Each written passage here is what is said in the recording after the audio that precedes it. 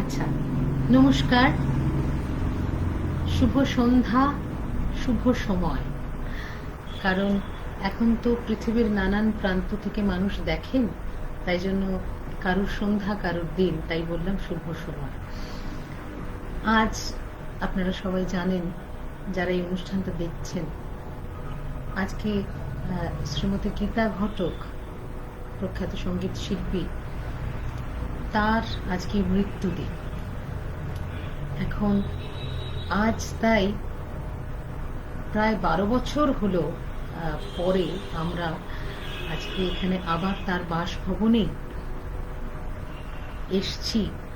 আমার সঙ্গে আজকে আমরা পেয়েছি গীতাদির মেয়েকে, পরমা ঘটক, পরমাদিকে, যে মাকে স্মরণ করবেন। আর উনি আমারও শিক্ষিকা ছিলেন, আমারও গুরু ছিলেন। আজকে আমাদের পরম সৌভাগ্য যে আমরা এই খাটেই বসে সেই অনুষ্ঠানটি, গীতাদির স্মরণের অনুষ্ঠানটি করছি। যেটা আমি প্রথমে পরমাদিকে জিজ্ঞেস করতে চাইব, 2009 সালে যখন গীতাদি চলে গেছেন, 2009 সাল থেকে আজকে তো প্রায় 12 বছর, এক যুগের অবসান হলো। এই এক যুগ কেমন কেটেছে মাকে ছাড়া আর মাকে নিয়েও। কারণ গীতাদি তো আমাদের অন্তরে রয়ে গেছেন, প্রত্যেক দিনের প্রাত্যহিকের মধ্যে গীতাদি আমাদের আছে। অ্যাকচুয়ালি মাকে ছাড়া যে আমি 12 বছর ছিলাম সেটা তো আমার এখনো মনে হয় না। সারাক্ষণই মনে হয় মা চারিপাশে আছেন, এবং স্পেশালি যখন আমি গানের ক্লাস নিই তখন আমার যেন মনে হয় আমার দিকে তাকিয়ে আছেন এবং আমার দিকে দেখছেন যে আমি ঠিক মতন শেখাচ্ছি কিনা। তো এইগুলো সারাক্ষণই থাকে, এই ফিলিংস সারাক্ষণই থাকে। যেরকম আরো কিছু আন্তরিক ফিলিংস আছে, যেরকম খাওয়া দাওয়া, ভীষণ খেতে ভালোবাসতেন। কিছু খেতে গেলেই মনে হয় যে মা থাকলে কি ভালো হতো। তো এই ধরনের নানান রকম জিনিস নিয়ে মাকে নিয়ে এখনো পর্যন্ত চলছে, এবং আমার মনে হয় আমি যতদিন থাকবো ততদিন চলবে। এবং থাকাকালীন তো অসম্ভব একটা রঙিন জীবন কাটিয়েছি। মানে সত্যি এত রঙিন মানুষ ছিলেন যে ওনার সঙ্গে আমার জীবনটা এত নানান রকম ছন্দে, এমন নানান রকম ধারায় কেটেছে যে একটা অস্বাভাবিক একটা, মানে এটা ঠিক মা আর কন্যার যে সম্পর্ক বোধহয় তা না। কবে কোন গাছছড়া বেঁধেছিলাম জানি না মার সাথে, ছোট্ট বয়স থেকে মাকে আমি এগিয়ে নিয়ে যাচ্ছি, মা আমাকে এগিয়ে নিয়ে যাচ্ছে, এইরকম একটা ধারাবাহিকতা ননস্টপ আমাদের জীবনে চলেছে। এবং যত আবদার, যত অভিমান সব আমার সঙ্গেই বেশি হতো। কিন্তু সবচেয়ে বোধহয় জীবনের শেষ দিন পর্যন্ত সবচেয়ে বেশি বোধহয় নাম নিয়েছেন আমার। কারণ একটা সময় যখন এসেছিল, সেটা বর্ণালী খুব ভালো করে জানে, যে উনি অনেক কিছু মনে করে রাখতে পারছিলেন না, কিন্তু অনেক পুরনো স্মৃতি ওনার জীবনে চলে আসছিল। তো সেই সময় উনি শুধু পরমা, আচ্ছা এটা কি হয়েছিল, পরমা আমাকে একটু বলতো কি করেছিলাম, পরমা ওটা কোথায়। সুতরাং এই পরমা নামটা উনি এতবার নিয়েছে, তো আমি মাঝে মাঝে বলতাম, মা বললো যে আমি তো দুজনের নামই নিই, পরমা আর চিরসখা।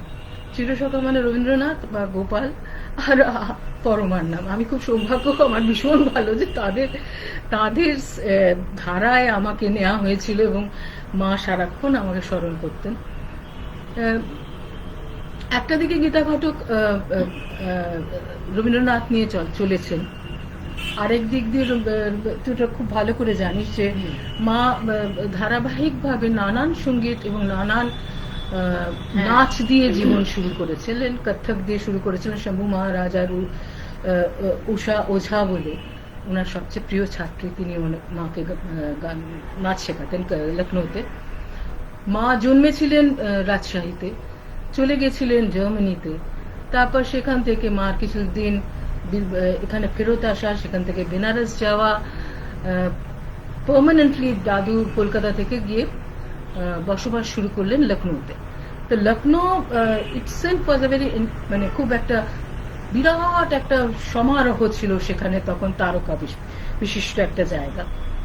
সেইখান থেকে কি করে গীতাকে কোন একটা অদ্ভুত দৃষ্টি দিয়ে ধৈর্যটি প্রসাদ মুখোপাধ্যায় মাকে ঠিক বুঝতে পেরেছিলেন, যে মূল্যায়ন করেছিলেন যে না, শুধু নাচ নয়, ওর গলা এত কোকিল কণ্ঠী, সুতরাং ওকে গানে দিতে হবে মিনা, সবসময় উনি বলতেন।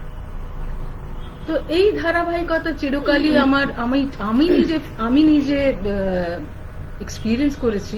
সেটা বনানী হয়তো করেনি, তখনও বনানী আসেনি। মা তখন অরবিন্দ আশ্রমে গান গাইতে গেছিলেন, সেটা ছিল রানীকুঠিতে। হ্যাঁ, সেখানে উনি গাইছিলেন ফুলে ফুলে ঢোলে ঢোলে। ফুলে ফুলে ঢোলে ঢোলে গাইতে গাইতে একটা অদ্ভুত জিনিস ঘটলো, যে উনি কুহু কুহু করতে শুরু করলেন, উপর থেকে রাত্রির বেলা একটা কোকিল সে কুহু কুহু করতে শুরু করলো।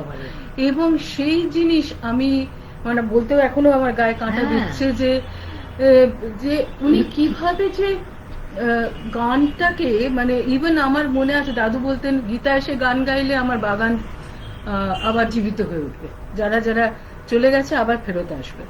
তো এই ব্যাপারটা মার ছিল। এবং কোনো জিনিস খুব আয়েসে করতেন না, যেটা বনানীর মধ্যেও ভীষণ আছে, কেন ইনসেপশন থেকে মার সঙ্গে ওটা বসা করেছে।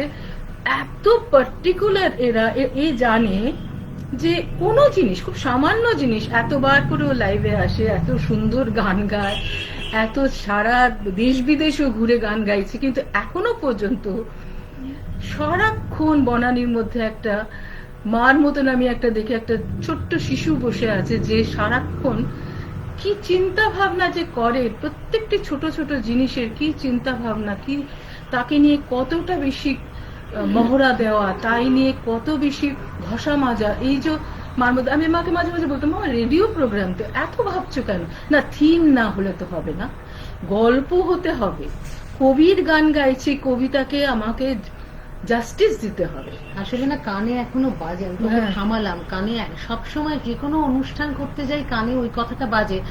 100 বার গেয়েছি, আমার 1 সপ্তাহ ধরে রেওয়াজ, 100 বার গানটা গাওয়া না হলে সেই গান আমি স্টেজে গাই না।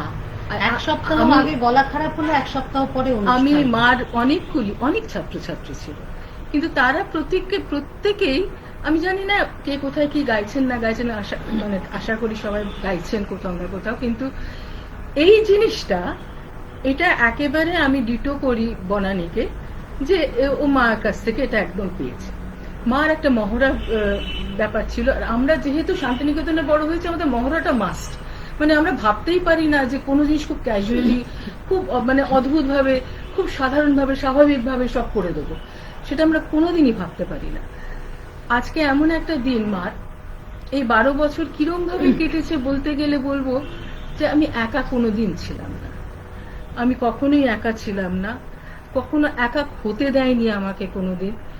ওই মহিলা আমার সঙ্গে সারাক্ষণ আছেন, এবং যে কোনো সময় যে কোনো গান গাই, যখন কেউ হয়তো বললো যে ইস কি কথাই মনে পড়ছে গীতাদি, তখন তো আরো বেশি মনে হয় যে যে সত্যি মানে বারবার যেন আমি গীতা ঘটকের মতন মায়ের কাছেই জন্মগ্রহণ করি, যেন আমি মার কাছেই থাকতে পারি, আবার ফেরত আসতে পারি। আর না, উনি কোনোদিন আমাদের ছেড়ে যাননি, আমার মনে হয় বনানীকেও কোনোদিন ছেড়ে যাননি, আমাদের মধ্যেই উনি আছেন সব সময়। আমরা যখন ভালো গাই উনি আমাদের পিঠ চাপড়ান, আর আমরা যখন একটু অন্যমনস্ক হয়ে গেছি বা একটু দুঃখে আছি বা একটু মন মালিন্য কিছু হলো, তখনই বনানী এটা তো ঠিক হচ্ছে না, এটা নিশ্চয়ই ও শুনতে পায়, আর আমিও শুনতে পাই। সুতরাং গীতা ঘটকের এই একটা দিক ভীষণ ছিল। আর 12 বছর ওইরকম ভাবেই কেটেছে আর কি। আমি কোনোদিনই ফিল করিনি, আমি মাকে কোনোদিন মালা দিই না। আমার মেয়ে আজকে এসে মালা দিয়েছে ঠিকই, আমি মালাটা পছন্দ করি না দেওয়া। ফুল ভীষণ পছন্দ করতেন, কিন্তু মালা দিলেই কিরম যেন মনে হয় যে তিনি নেই। হ্যাঁ হ্যাঁ, কিরম একটা লাগে না, যে মনে হয় যেন। আর শুধু তাই না, গীতাদি তো মানুষটা ওরম ছিলেন না। কোথাও কারোর স্মরণ অনুষ্ঠানে গিয়ে গান গাইবেন, একটু প্রেমের গান, আমি তোমার সঙ্গে বেঁধেছি আমার প্রাণ, একটু প্রেমের গান, ওই আনন্দের গান, প্রেমের গান। হ্যাঁ, মারা গেছেন যে সেই বিষাদের গান উনি কখনো গাইতেন। আর সব সময় মার একটা গান ভীষণ প্রিয় ছিল, সেটা আমার মনে হয় তোরও জানা আছে, আবার যদি ইচ্ছা করো আবার আসি ফিরে। সব সময় শি ওয়াজ ভেরি পজিটিভ। মানে এই গানটা উনি গাইতেনই, যে কোনো স্থান থেকে গেলে শুধু ধায় যেন মন নয়, অনেক কিছু গাইতেন যেগুলো খুবই সবাই হয়তো তাই জন্য বারবার মাকে ডাকতেন, বনে যদি ফুটলো কুসুম। বনে যদি ফুটলো কুসুম নেই কেন সেই পাখি। তো সুতরাং আর অসম্ভব কবিতা ভালোবাসতেন বলে কবিতার বোধগম্যতাটা ওনার অনেক বেশি ছিল।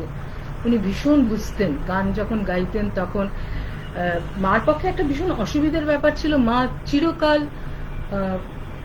ভাষার ব্যাপারে মা প্রথম জার্মান শিখেছিলেন, ইংলিশও শেখেননি। তারপরে মা ধীরে ধীরে ধীরে হিন্দি এবং ইংলিশ, ভীষণ একটা ব্রিটিশ কলেজে মা যেতেন, আইটিতে যেতেন, লখনৌ আইটিতে, ইসাবেলা থোবন যার নাম ছিল, সেখানে গিয়ে উনি রবীন্দ্রনাথ প্রচার করে এসছেন। তিনি বম্বে যখন ছিলেন, বম্বেতে গিয়ে কিশোর কুমার, মান্নাদা, তারপর কি বলে কিরণ শঙ্কর, রবিশঙ্করের ভাইয়ের বউ, তাদের সব নন বেঙ্গলিদের দিয়ে উনি রবীন্দ্রনাথ গাইয়েছেন। আমরা বলে একটা সংস্থা করেছিলেন। তো উনি কোনোদিন রবীন্দ্রনাথের মানে ওই চিরসখাকে সে ধরেছিলেন আর কোনোদিন ছাড়েননি। যেখানে যেখানে ভাবা যায় না সেখানে গিয়ে উনি ঋত্বিক ঘটকের সঙ্গে নাটক করে এসছেন। সারা মহারাষ্ট্র যত গ্রাম আছে সেখানে ঘুরে ঘুরে বিসর্জন নাটকটা করেছিলেন। রঘুপতি আর অপর্ণা ওনারা দুজন হয়েছিলেন। আর সুতরাং ওই একটা অদ্ভুত একটা কোনো একটা এনার্জি ছিল মার। একটা দিক তো ছিল রবীন্দ্রনাথ, কিন্তু মা কোনোদিন গান শেখা থামাননি। এটা ও খুব ভালো বলতে পারবে। মা, আমরা আগে খুব একটা নজরুল শুনতাম না, কিন্তু এই মেয়েটি এসে মা সে ব্যারিয়ার ভেঙে দেয়। এবং আজও সেই প্রথম আমি প্রাসঙ্গিক ভাবে বললে বলে একটু গা ওই গানটা আমি প্রথম এসে শুনিয়েছিলাম, সৃজন ছন্দে আনন্দে নাচ নটরাজ হে মহাকাল প্রলয় তাল ভোল ভোল সৃজন ছন্দে। শেষ প্যারাগ্রাফটা, ধুতুর ফুল খুলিয়া ফেলি জটাতে পর চম্পা বেলি, ধুতুর ফুল খুলিয়া ফেলি জটাতে পর চম্পা বেলি, হে আদি কবিনু বিনবানি বলো বলো সৃজন ছন্দে।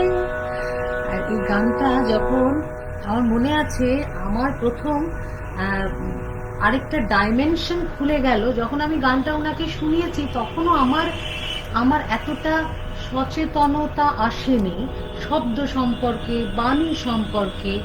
তো আমি দেখলাম, আমি যখন গাইছি ধুতুরা ফুল খুলিয়া ফেলি জটাতে পড়ো চম্পা বেলি, উনার মুখটায় একটা আকর্ণ বিস্তৃত হাসি, উদ্ভাসিত, এবং চোখটা উনার মানে চোখ পুরো ঝিলিক দিয়ে উঠেছে যে ধুতুরো ফুল খুলিয়া ফেলি জটাতে পড়ো চম্পা বেলি, আহা হা কি অপূর্ব লেখা।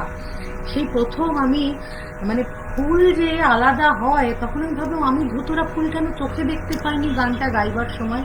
সেই আমার প্রথম শিক্ষা গান। এরপর থেকে যখন গাই আগে চোখে দেখতে পাই শিব নাচছেন, তবে আমি সৃজন ছন্দে গাইতে পারি। মানে এটা আমার প্রথম দিনের প্রথম শিক্ষা ছিল যে তুমি যাই করো না কেন তুমি দেখতে পাবে। একদম, এটা মার গানে আমি খুব পরিষ্কার। আমি মাকে বলতাম, মা আমি শুধু তোমার গান শুনতে পাই না, আমি তোমার গান দেখতে পাই। মানে দেখতে পাই ইন দ্য সেন্স, যখনই মা কোনো গান গাইতেন, সে খুব সাধারণ গান হলো দাঁড়িয়ে আছো তুমি আমার গানের পারে, এই যে আমি দাঁড়িয়ে আছো, কিন্তু ছোট্টবেলায় ক্লাস 3 থেকে শিখছি নানা রকম লোকের কাছে। আমি যেহেতু শান্তিনিকেতনে আমাদের গানের একটা ক্লাস হতোই, তো কিন্তু আমি প্রথম যখন মার কাছে বসে দাঁড়িয়ে আছো শুনলাম, তখন আমি দাঁড়িয়ে আছো তুমি আমার গানের ওপারে, আমি পুরো যেন আমার সারা শরীর দিয়ে আমি অনুভব করতে পারলাম যে ওইদিকে কেউ একজন আছে।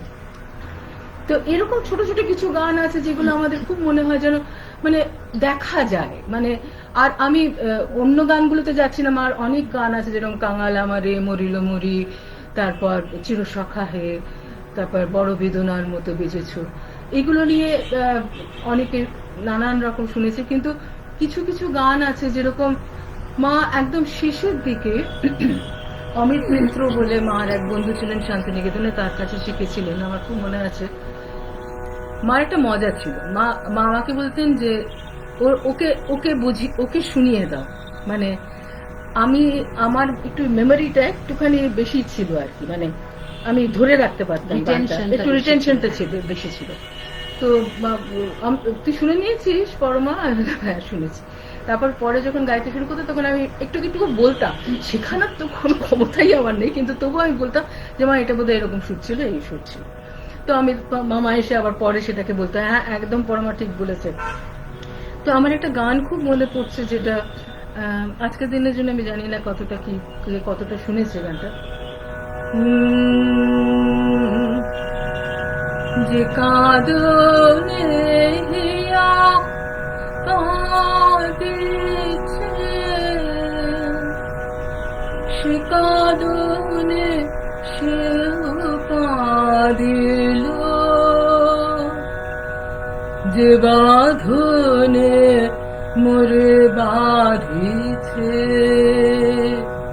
সে বাঁধনে তারে বাঁধিল,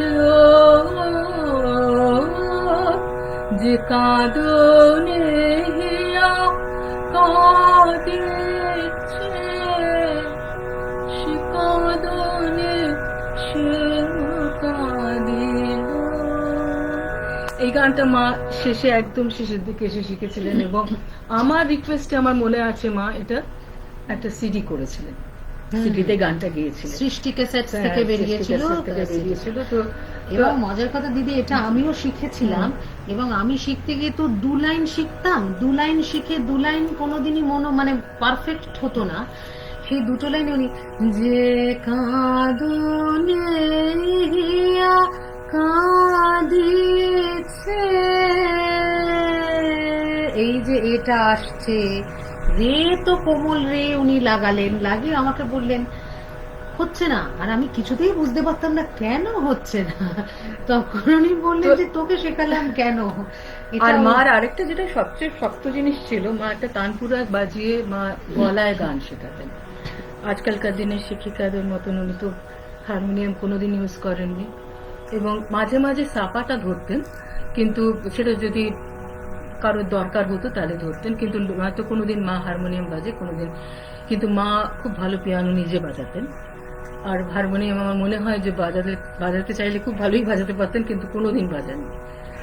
আর আমরা সবাই দেখেছি যে মা বেশ নতুন জিনিসের সঙ্গে মানিয়ে নেওয়ার ক্ষমতা মার একটা ছিল, প্রথম কথা। আর দ্বিতীয়ত অনেক সময় আমার মনে আছে যে আমরা সল্ট লেকে মা আমাকে একটা প্রোগ্রামে আমরা গাইতে গেছিলাম, আমি মা। তো সেখানে শ্যামল মিত্রের ছেলে ছিল, শ্যামল মিত্রের ছেলে, সে হঠাৎ একটা ব্যান্ডে রবীন্দ্রনাথ গাইল। তো আমি জীবনে আমি চমকে গেছিলাম, মা উঠে দাঁড়িয়ে ওদের সঙ্গে পুরো গলা মিলিয়ে এবং হারমোনাইজ করে মা ওদের সঙ্গে উইদাউট এনি রিহার্সাল মা ওদের সঙ্গে গাইতে শুরু করবে। গানটা ছিল গ্রাম ছাড়া ওই রাঙামাটির পথ। তো সে, আমি তাই মাকে বললাম, মা তোমার কিছু খারাপ লাগলো না, এই যে এত মিউজিক নিয়ে এত, বললো কি করছে ওরা তো রবীন্দ্রনাথই গাইছে, গাইতে দে না, যেরকম ভাবে গাইছে গাইতে দে, শুধু কথাবার্তাগুলো যেন ঠিক রাখে, কথাবার্তা সুরটা যেন ঠিক থাকে, যেটা সৈকত করেছিল। Baby he was very conscious about মা বসেছিল সামনে, সেই জন্য। আরেকটা খুব মজার ইনসিডেন্ট আমার মনে পড়ছে, যেটা বনানীকে আমি হয়তো পরে বলেছিলাম। মা তখন একেবারে শেষের দিকে, সে সময় কর্পোরেশন থেকে কেউ একজন, কোনো পলিটিক্যাল গ্রুপ, তারা মাকে অ্যাপ্রোচ করেছিল, মাকে তারা সম্বর্ধনা দেবেন। তো সেই সময় মা একেবারে শয্যাশায়ী। তো মা তার মধ্যেও বলছেন যে ঠিক আছে আমি যেতে পারছি না, পরমাকে নিয়ে যাও। কি দেবে, মিষ্টি দেবে তো? আমি বললাম, উনি বললেন যে এত ছেলে মানুষ কি বলবো, আর বলে পরমাকেই আমরা নেব, আমরা পরমাকে ডাকছি সেই জন্য। তো সেখানে আমি গেছি, সেখানে গিয়ে আমি দেখলাম বেশ নামি দামি মানুষরা, সব আধুনিকের লোকরাও বসে আছেন। তার সঙ্গে আমার সঙ্গে একটুখানি আলাপচারিতা ছিল মাধবী মুখোপাধ্যায়। মাধবীদি বসেছিলেন, মাধবীদি আমাকে দেখে হাতটা ধরে বললেন, ওরে তোকে কতদিন পর দেখলাম, একটু কথাবার্তা বলছি। সেই সময় আমি দেখলাম নচিকেতা চক্রবর্তী, তিনি এসে মাধবীদির কাছে বসে খুব গোল্ডেন এরা নিয়ে নাকি নিয়ে অনেক কিছু কথা বলছিলেন। বললাম সঙ্গীত সঙ্গীতই, উনি অনেক কিছু বলার চেষ্টা করছিলেন যে ওই সময়ের গান, এই সময়ের গান। আমি বললাম সঙ্গীত সঙ্গীতই, সঙ্গীত যখন মনে লাগে সেটা সঙ্গীত, আর যদি আমরা সেটা মেমোরাইজ করি বা যেটা আমরা গাইতে ভালোবাসি সব সময়, সেটাই হচ্ছে আমাদের কাছে সঙ্গীত, আর মনে রাখতে পারি যেটা আমরা। তো বলে আমি তো সেটাই বলছি, মনে কি থাকে আমাদের গানগুলো কারোর। আমি বললাম সেটা বলতে পারছি না, কিন্তু এরা টেরা নিয়ে কথা বলে তো লাভ নেই, গানটা ভালো করার চেষ্টাটা ভীষণ দরকার। এইসব কথা বলতে বলতে আরেকজন ছিলেন, তিনি খুব বিরক্ত হচ্ছিলেন আমাকে দেখে যে কেন আমি কথা বলছি, হু এম আই। তো ন্যাচারালি উনি আমায় বুঝতে পারছেন না। তো তারপরে কিছুক্ষণ পরে আমাদের স্টেজে ডাকা হলো, মাধবী মাসিকে আগে দেওয়া হলো সম্বর্ধনা, তারপরে আমার হাতে তুলে দেওয়া হলো। ওটা একটা ঘোরতর বর্ষার দিন ছিল, আর তখন আমাকে বললো, হঠাৎ দেখলাম স্টেজে সবাই মানে অডিয়েন্সে সব দাঁড়িয়ে গেল। মাধবীদির সময়, মাধবী মাসির সামনে দাঁড়ানোর সময় দাঁড়ালো না। তাহলে কি হয়েছে বলো? বললো একটুখানি একটুখানি গীতাদির একটু ঝলক পাবো না? আমি বললাম যে হ্যাঁ হয়তো মা আজকে থাকলাম, তখন শুনতে পাচ্ছি সায়েন্স সিটি কলেজে ইয়েতে হচ্ছিল, ওই অডিটোরিয়ামে, হ্যাঁ অডিটোরিয়ামটা হচ্ছে কলেজ স্ট্রিটে। তো সেখানে শুনতে পাচ্ছি আমি, বৃষ্টি পড়ছে বাইরে। তখন আমি এক লাইন গাইলাম, একটু শুনবে। আজ ছাড়ো ছাড়ো আজ ছাড়ো ছাড়ো মুখর বাদর দিনে, জানি নে কিছুতে কেন যে মন লাগে না, আজ ছাড়ো ছাড়ো মুখর বাদর দিনে, আজ ঝড়ো ঝড়ো মুখর বাদর দিনে। আমি চোখটা খুলেছি, খুলে দেখি আমার পায়ের কাছে নচিকেতা বসা, আর মাধবী মাসি আমার হাতটা শক্ত করে ধরে, দেখি চোখে জল। আমি বলে এই ভার্সন তো আমরা কোনোদিন শুনিনি। আমি তখন বললো, এই হঠাৎ নচিকেতা বললো, আমি পপুলার গান গাইবো না, আজকে আমি সব পরমার জন্য সব গান গাইবো, গীতাদির উদ্দেশ্যে গান, সব গান আমার চেঞ্জ করে দাও। তো আমি বললাম যে আপনি এরকম স্টেজে আমার পায়ের কাছে এরকম বসা, এটাতে কিরকম একটা, বলে এটা শ্রদ্ধা জানাচ্ছে আমি গীতাদিকে, যে এরকম গান যদি হতে পারে তাহলে কি শিখলাম আমরা, কি শিখেছি আজ পর্যন্ত আমরা। আমি বললাম ভালো করে রবীন্দ্রনাথ গান। আমি আবার একটু বলেওছিলাম যে কথাগুলো ঠিক করে গাইবেন, দেখবেন সব ঠিক থাকবে। তো তারপরে যেটা হলো, সবাই দাঁড়িয়ে বললো একবার ওই অ্যান্থেমটা হবে না? আমি বললাম যে অ্যান্থেম? বললো যে রাতে মোর দুয়ারগুলি তো একবার হওয়া উচিত, না হলে আমরা তো অপূর্ণ থেকে গেলাম। আপনি যা শোনালেন আমাদের, তারপর তো আমরা সাহস করে বলতে পারি আপনি যে রাতে মোর একবার গান। তো মাধবী মাসি হঠাৎ হাতটা তুলে বললো আমি গাইবো ওর সঙ্গে। নচিকেতা বলল আমি আছি, কিন্তু আমি কিন্তু তোমার সঙ্গে গাইবো। মানে আমি মাকে ফেরত এসে জড়িয়ে ধরে বলেছিলাম, মা তোমাকে যে লোক কি ভালোবাসে তোমার ধারণার বাইরে। আর সবাই কাঁদছে, আমি সেটা অবাক হয়ে গেলাম। আমি যখন যে রাতে মোর গাইছি, তখন দেখি ইভেন যে ভদ্রলোক আমাকে ডেকেছিলেন, শোভন চট্টোপাধ্যায় বোধহয় ওনার নাম ছিল, উনি গাইছেন শুধু এবং কাঁদছেন। এবং আমি অবাক হয়ে গেলাম যে কতখানি একটা গান আলোড়ন সৃষ্টি করতে পারে, যে জজদার মা যে কি করেছিলেন, মানে দেবব্রত বিশ্বাসের মা, এই গানটা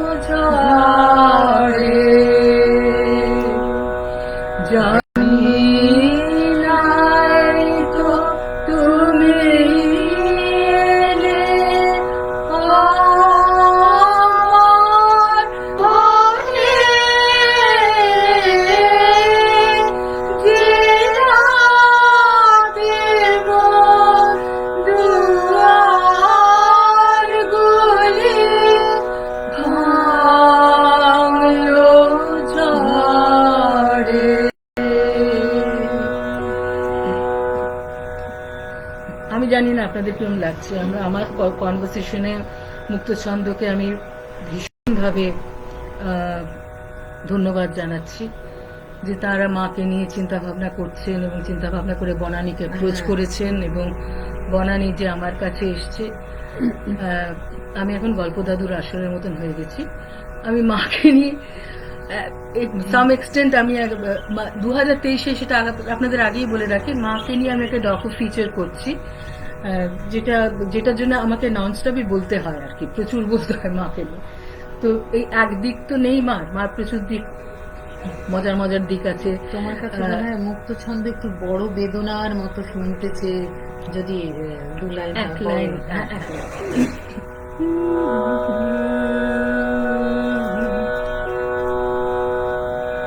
যে রাতের পর না ভীষণ শক্ত অন্য কিছু গান গাওয়া। এক সেকেন্ড আমি একটু কথা বলে নিই, তারপর আমি তোমাদের নিশ্চয়ই একটা লাইন নিশ্চয়ই শোনাবো।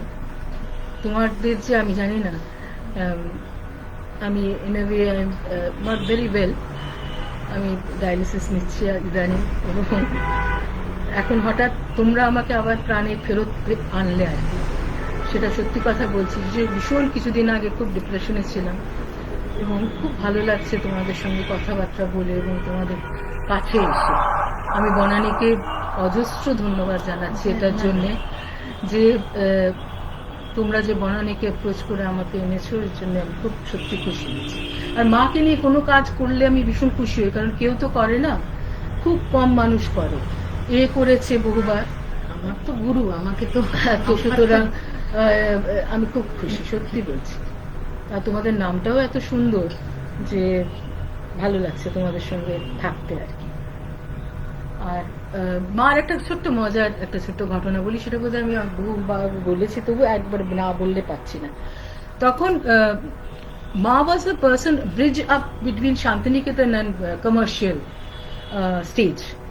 মা ওই বসুশ্রীর সকালবেলায় গাওয়া হেমন্ত দাসদের সঙ্গে মা মাচায় গান গাইতেন, মাচায় গান গাইতেন, এবং সেই নিয়ে খুব একটা চর্চা হয়েছিল যে এটা কি করছে, যে শান্তিনিকেতনের মেয়ে হয়ে কেন, মানে একটা ইজম যেটা মা কোনোদিন মানেননি, কোনো ইজমই মা কোনোদিন মানেননি।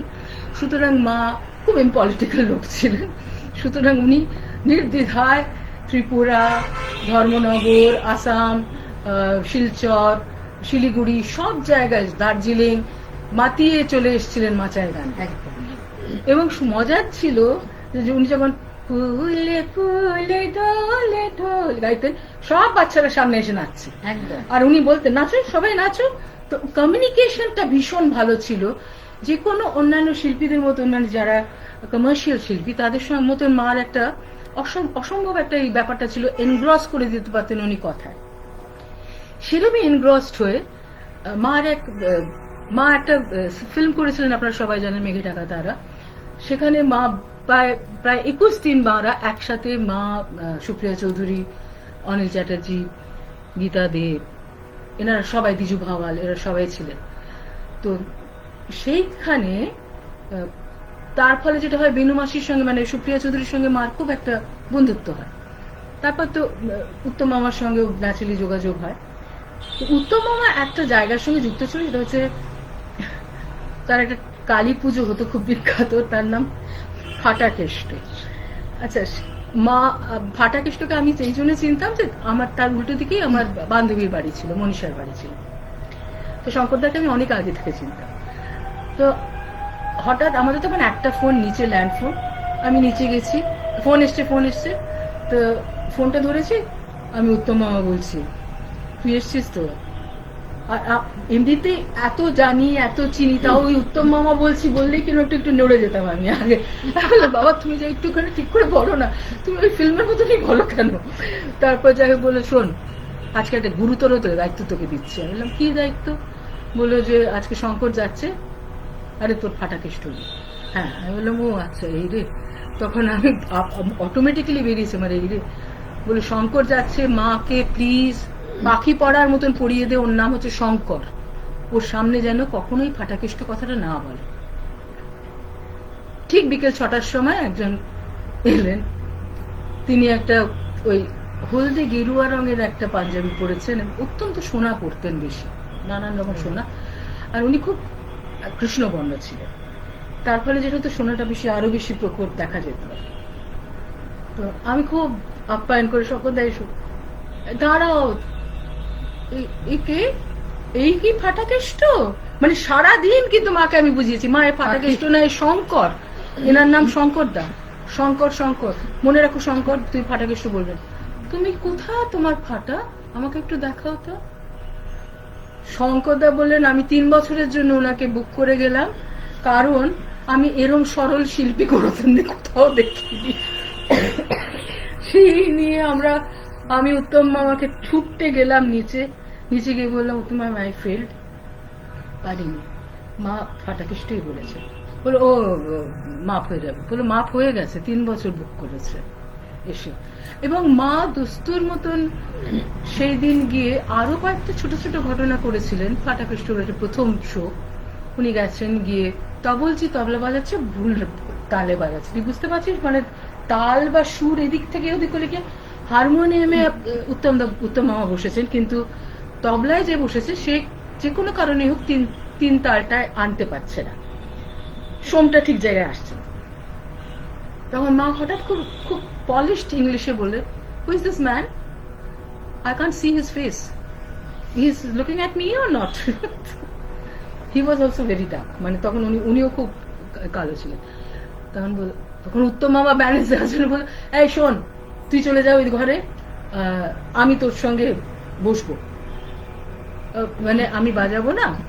ছেলেটা তো এখনো জিজ্ঞেস করছে, বললো না না আমার সঙ্গে তো বাজাবি, দাঁড়া আসছি। আর আমি তো কিছু দেখতেই পাচ্ছিলাম না, আমি তো বলতে বাধ্য, ইংলিশটা কেউ বুঝতে পারছে না গীতা। তখন আমি একটা ছোট্ট মেয়ে, আমার এত তখন মজার লাগতো মার অবস্থা দেখে। তারপর হঠাৎ দেখলাম দরজায় একজন ভদ্রলোক এসে দাঁড়ালেন। দেখুন তো গীতা দি, আমি বাজালে চলবে কিনা। তাকিয়ে দেখলাম সমীর ভঞ্জ দাঁড়িয়ে আছেন। তখন ও কি, তুমি তো হিন্দি সিনেমার হিরো হতে পারো। ও যে হিরো সেটাও মা জানেন না, উনি এস্টাবলিশড হিরো। মা প্লিজ আর কথা বলো না। কি অসম্ভব অনুষ্ঠান ভালো হয়েছিল। উত্তম দার মা দুজনে দুলে ছিমে গুনে গাইলেন একসাথে, চেষ্টা করেছিলেন যে রাতেটাও গাওয়ার, কিন্তু যাই হোক সেটা সমীর ভঞ্জ অসম্ভব ভালো বাজালেন। মানে দুপাশে দুই সুপুরুষ, শ্রেষ্ঠ সুপুরুষকে নিয়ে মা মাঝখানে বসে মহিষীর মতন। তো সেই ছবি হয়তো শঙ্করদার কাছে এখনো আছে, বা শঙ্করদা তো এখন নিজে নেই, ছেলে মেয়েদের কাছে আছে কিনা জানি না। তবে এই একটা ঘটনা না বলে পারলাম না, কারণ আমি মৃত্যুদিনটাকে কোনোদিনই মৃত্যুদিন মনে করি না। আমার সব মজার সব ঘটনাগুলো সব আমার দেখা রবীন্দ্র সদনে একক করবার পরে জয় গোস্বামী যখন স্টেজে উঠে কিছু একটা ফুল টুল দিচ্ছেন, উনি বলছেন, তুমি কি বরাবরই এরকম, মানে দাড়ি রেখেছো? মানে না দাড়ি রেখেছো না, মানে প্রথম থেকে এরকম আছে, প্রথম থেকে জন্ম থেকে একটা লোকের দাড়ি। না, উনি যেটা করেছিলেন, মানে অদ্ভুত ভাবে জয় গোস্বামীকে দাড়ি নিয়ে কথা বললেন, আর স্বাগতা লক্ষ্মীকে বললেন, তুমি তো অন্যান্য গান খুব ভালো লেখো, তো সেই গানগুলোই গিয়েও খুব ভালো গান, অন্যান্য গান মানে ইট ওয়াজ ভেরি অবভিয়াস। কিন্তু জয়দা কিন্তু এমন একটা মানুষ, আমার জয়দার কথা উঠলো বলে মনে পড়ে গেল, উনি রাত 12টা 1টা 1:30 হঠাৎ একটা ফোন আমাকে, পরমা একটু এই লাইনটা গা না, একটু, মানে ওরা ওই পরিবারটা, ওর মেয়ে থেকে আরম্ভ করে স্ত্রী থেকে আরম্ভ করে ওরা গীতা ঘটককে নিয়ে থাকেন। আর আমি জয়দাকে নিজের সামনে বসে কাঁদতে দেখেছি যখন মা সেরকম কিছু গান গাইছেন, মর্মস্পর্শী কোনো গান, তখন আমি মা দেখেছি উনি কেউ কাঁদছেন, বাচ্চা ছেলের মতন কাঁদছেন। তো এইসব ভালোবাসাগুলো নিয়ে মা, শক্তি চট্টোপাধ্যায় আরেকজন ছিলেন যিনি মাকে অসম্ভব ভালোবাসেন, কবি সমাবেশিত হয়ে থাকতে উনি অসম্ভব ভালোবাসতেন। আর ওনার সাহস ছিল খালি গলায় গাওয়ার, তাই জন্য উনি শিশির মঞ্চে গীতকে আমি বলেছিলাম যে তখনকার দিনে গৌরী ঘোষ, পার্থ ঘোষ, অমিয় চট্টোপাধ্যায় পরিচালনায়, সন্তু মুখোপাধ্যায়, সৌমিত্র চট্টোপাধ্যায়, সব কবিরা সব ঘিরে মাকে বসে আছেন এক স্টেজে, আর মা একের পর এক গান গেয়ে যাচ্ছেন, এক একটা করে কবিতা শেষ হচ্ছে, তার পরিপ্রেক্ষিতে একটা করে গান গেয়ে যাচ্ছে। তো সেটা আমার খুব মনে পড়ে যে মার খুব সাহস ছিল যে, আর আমরা শান্তিনিকেতনে এটা হয়, আমাদের যে কোনো অবস্থায়, যে কোনো পরিস্থিতিতে আপনারা গান গাইতে বলে দিন, আমরা সেই গানের নাড়ার মতন গান গাইতে করে গান গাইতে, সেটা নিয়ে আমাদের কোনো সমস্যা হয় না। সে কিরম গাইছে ইজ নট ইম্পর্টেন্ট, ইম্পর্টেন্ট হচ্ছে যে আমরা গানটা গিয়ে দিতে পারি। আমি তোমাদের একটা অনুরোধ ছিল, সেটা এক লাইন চেষ্টা করছি গাইতে, এত কথা বলেছি।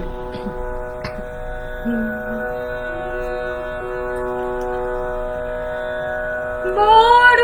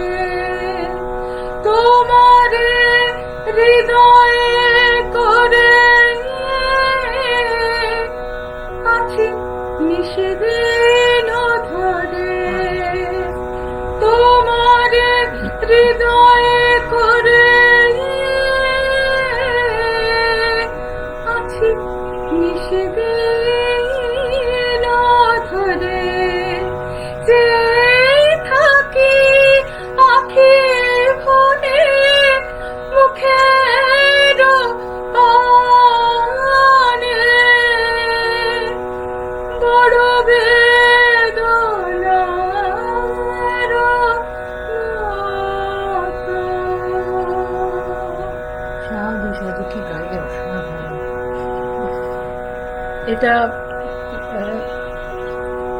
গাইলে মনে হয় মা পাশে বসে আছে একদম। তো সুতরাং এই অদ্ভুত গান একটা, মানে এমন জায়গায় গিয়ে লাগে যে বলার না। থ্যাংক ইউ আমাকে এটা সাহস দেওয়ার জন্য, গাওয়ার জন্য। বনানী পাশে বসে আছে বলেই বোধহয় গাইতে পারলাম। তো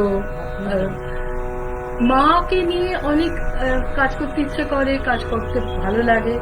এই কিছু গুটি কয়েক ভালোবাসার কিছু প্রেমিক আছে বলে, তোমাদের মতন কিছু প্রেমিক আছে বলে হয়তো মাকে নিয়ে এখনো আমি কথা বলছি। কিন্তু একটা ডকু ফিচার করার সত্যি আমার খুব নিজের একটা বাসনা। হয়তো আমি জানি না আমি নিজে কতদিন থাকবো কিনা, জানি না অতদিন, কিন্তু তবু আমি একটা শুরুয়াত নিশ্চয়ই করে দিয়ে যেতে চাই, যেটা আশা করছি আমার মেয়েরা ধারাবাহিকতাটা রক্ষা করবে। আর বনানী তো আছে, বনানীকে আমি আমার কান্দারি করেছি, সুতরাং যাবতীয় দায়িত্ব আমি বনানীর উপর দিয়ে যাব। মাকে বাঁচিয়ে রাখার দায়িত্ব ওর। অনেক ভালো ভালো গুরু আছে এবং অত্যন্ত প্রতিভাশালী মেয়ে, কিন্তু যে কোনো কারণেই হোক মার সঙ্গে ও যে কোনো একটা, এটা শুধু গুরু বা শিষ্যার ব্যাপার না, এটা একটা অন্য কিছু ব্যাপার ছিল বনানীর সঙ্গে। যে ভরসাটা বোধহয় আমিও করতে পেরেছিলাম, আমার এত বড় ধৃষ্টতা যে মার পরে আমি বনানীকে কিছুদিন একটুখানি গান কিছুটা তোমার কাছে আমি শিখেছি, শুধু শিখেছি নয়, একটু আমার কবিতা নিয়ে অনেক গান যেগুলো মনে হতো যে মানে গানটা খুলবে কিভাবে, তার কবিতা, তার কাব্যর দিকটা, তার অন্তর্নিহিত মানেটা, সেই জায়গাগুলো আমি দিনের পর দিন এসে তোমার কাছে একটা কর, সেটা সেরকম একটা কবিতা, তোর গানওয়ালা গান আমি তোকে শিখিয়েছিলাম। সেটা হচ্ছে মাও শিখিয়েছিল, আমিও শিখেছিলাম, যে ওই যে কি বলে, ও কেন চুরি করতে পাইতে পারিস, ও দোসর যে জন গাইতে পারিস, আর একটু অন্য ধারার গান কিছু এগিয়ে গাইবো, এগিয়ে সুন্দর শোভা গাইতে পারিস।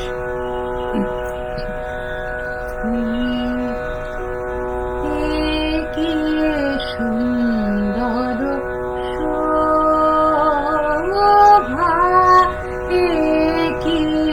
সুন্দর শোভা, কি মুখ হেরিয়ে, কি মুখ হেরিয়ে আজ মোর ঘরে আইল রে দয়নাথ, প্রেম উচ্চ উথলিল আজ, কি সুন্দর শোভা, কি সুন্দর বলো হে প্রেমময় হৃদয়ের স্বামী, কি ধন তোমারে দেব উপহার, বলো হে প্রেমময় হৃদয়ের স্বামী, কি ধন তোমারে দেব উপহার, হৃদয় প্রাণ অবলহ তুমি কি বলিব, যাহা কিছু আছে মম সকলিল হে নাথ, হে কি সুন্দর শোভা, হে কি সুন্দর শোভা, কি মুখ হেরিয়ে, কি মুখ হেরিয়ে আজ মোর ঘরে আইল রে দয়নাথ, প্রেম উচ্চ উথলিল আজ, কি সুন্দর শোভা, কি সুন্দর শোভা। সাধু সাধু সাধু সাধু, খুব সুন্দর। এইরকম প্রচুর গান ভান্ডার ভর্তি। আর অসীম কৃপা যে মাকে পেয়েছি। এবং আরেকটা সঙ্গম আমি খুব ভালো দেখেছিলাম, সেটা হচ্ছে যে আমার মেজমাসি সুইতা ঠাকুরের শাশুড়ি মা ছিলেন অমিয়া ঠাকুর, তিনি আমার মা রানু মাসি ছিলেন। তো মা বুধবার করে গিয়ে অমিয়া ঠাকুরের কাছে গান শিখতেন। কি এনার্জি, আমি সেটাই ভাবতাম। 7টা থেকে 7টা মার সাউথ পয়েন্ট স্কুল, মা প্রফেশনালি টিচার ছিলেন, সারাক্ষণ পড়াতেন, টিউশন করতেন। করার পর 7টার পর থেকে ওনার জন্য আরেকটা নতুন একটা চেহারা হতো, আরো নতুন একটা এনার্জি নিয়ে একটা মানে শৈশব যেন আবার ফেরত পেতেন। প্রচন্ড রান্না বান্না, প্রচন্ড। আর এই বাড়িতে আসলে সবাই কিন্তু একটু খাওয়া দাওয়া করতে ভালোবাসত। ইভেন আমি বলবো নীরেন চক্রবর্তী কবি, যিনি তার বলা বেরোল না, এখানে একটা তখন আরাম প্রদারা ছিল, তিনি ওখানে বসতেন, বসেই ঢুকেই বলতেন আজকে কিছু হচ্ছে, অমলেট টমলেট। মা অসম্ভব ভালো অমলেট করতেন, আর শীতকাল বলে একটু হ্যাঁ অমলেট অমলেটও করতেন আর কি, ভীষণ ভালোবাসতেন করতে। আর মার কোনো নর্মাল অমলেট হতো না, 2টো ডিম বলে মার জীবনে কনসেপ্টই ছিল না। 6টা ডিমের অমলেট, 7টা ডিমের অমলেট, এরকম আর কি। একটা পুরু মাখন, তার উপরে এতখানি চিজ, মানে যেহেতু মানে খাওয়াতে এত ভালোবাসতেন। অর্ঘ সেন ঘুরে ফিরে সেই স্ট্যাটিস্টিক ইনস্টিটিউট থেকে হেঁটে আসতেন শিয়ালদা পর্যন্ত, শিয়ালদা থেকে একটা ট্রাম নিতেন, যদি গীতা দেখে ফেলে যে হেঁটে আসছে। সেজন্য উনি এখানে এসে বলতেন ভীষণ খিদে পেয়েছে, কিছু খাওয়া দাওয়া হবে নাকি। তো এই খাওয়ার ব্যাপারটা এখানে একটা চলতো। আর তার সঙ্গে মার বুধবারে ছিলেন অমিয়া ঠাকুর, বৃহস্পতিবার ছিলেন অনিল হোম, মা প্রতুল প্রসাদ শেখাতেন একদম।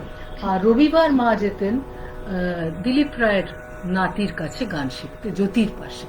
আর সেই একটা তখন 24-29 ট্রেন ছিল, ট্রাম ছিল, সেখানে চলে টুরু করে সেই জ্যোতির পাশে যাওয়া হলো।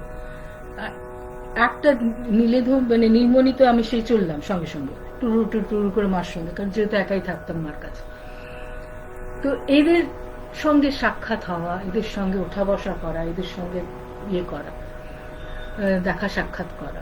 আর যেখানে গেছেন সেখানে যে কোনো কারণেই হোক ভীষণ লোকপ্রিয় হয়ে উঠতেন, মানে ভীষণ ভাবে লোকপ্রিয় হয়ে উঠতেন। এবং আর যেন কাউকে খুব একটা নজরে পড়তো না, যেন মাই একদম আছেন, মানে এত। আর আরেকটা যেটা মার আমি চিরকাল, যেটা আমি খুব খুশি হচ্ছি এখন এর দেখে, আমরা কেউ খুব একটা দেখে গান গাই না, আমরা কেউ খুব কথা সামনে খুলে বা গীতবিতান খুলে। শেষের দিকে এসে মা বা মনাদা শুভেনয় রায়, উনি শেষের দিকে যখন চোখটা কম দেখতেন, তখন মনাদা দেখলাম যে পেছনে একজন কাউকে বসাতেন যাতে বলে দেয়। মা শেষের দিকে এসে মা কিন্তু ওইটা শুরু করেছিলেন যে পেছনে ওইটা খুলে থাকো, আমার দরকার নেই, কোনোদিনই দরকার। যে কটা গানে উনি বিচরণ করতেন, সে কটা গান ওনার কিভাবে যে আসতো এবং কিভাবে যে উনি দেখতে পেতেন আর কিভাবে যে উনি ছবি আঁকতেন, সেই গান নিয়ে আমি ঠিক জানি না। কিন্তু কোনো গানই তার ফলে, যেটা একটা খুব সুন্দর অনুষ্ঠান হয়েছিল ব্রততী আর মা, ব্রততীর কবিতা নিজে আওড়ে যাচ্ছে, মা নিজের মতন গান গেয়ে যাচ্ছে। তো সেই আমার খুব মনে আছে যে মা এটা নিয়ে খুব সবাই প্রশংসা করতেন, অনেকেই করতেন যারা। আর আমাদের শেখাবার সময় বলতেনও, স্কাইলার্ককে কখনো দেখেছো?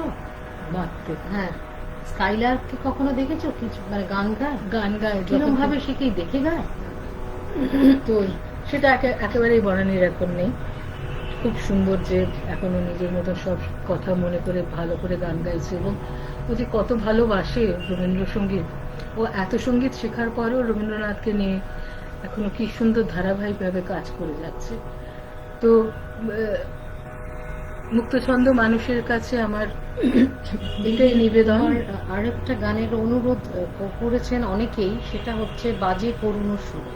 না, এটা আজকে না, আজকে আমরা আরেকটা মুক্তছন্দ আমায় ডাকবে তো নাকি বড্ড বকবক করলাম? ডাকবে, না ডাকলেও আমি তোমাদের পজিটিভলি শোনাবো, ঠিক আছে? কিন্তু বাজে করুণ সুরের ধৃষ্টতা বা সাহস আমি ফট করে করি না। আমি কয়েকটা গান একেবারে ওই গানে বাজে, তো আমার 2 গুরু আইন, সেই 2 গুরু আইনের গানই এমন কানে বাজে।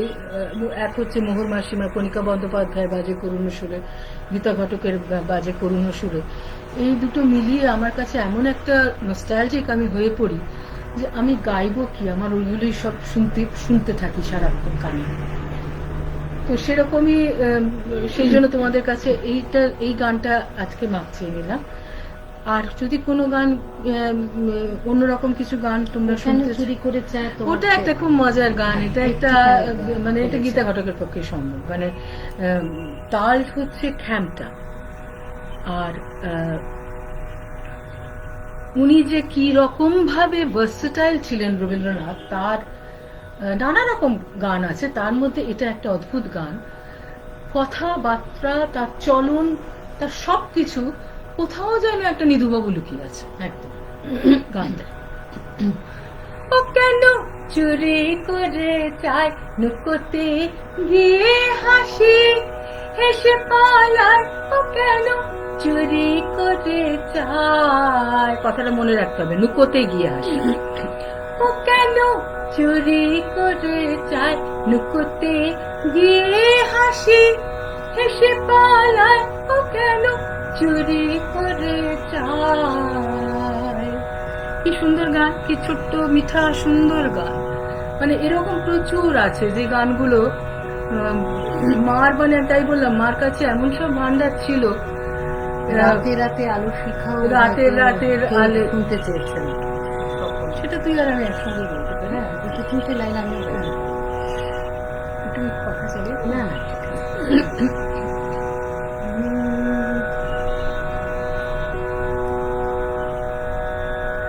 রাতে রাতে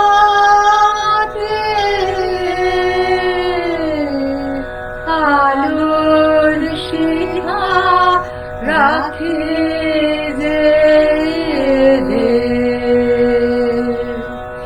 ঘরের কোণে আসর মেলে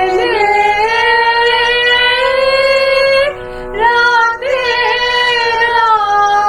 রাতে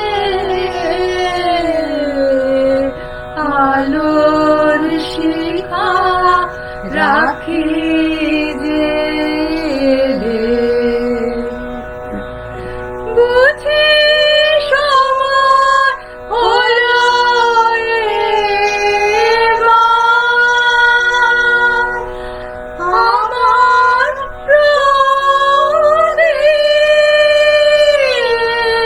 নিভিলে এবার পূর্ণিমার চাঁদ, পূর্ণিমার চাঁদ তুমি এলে রাতে রাতে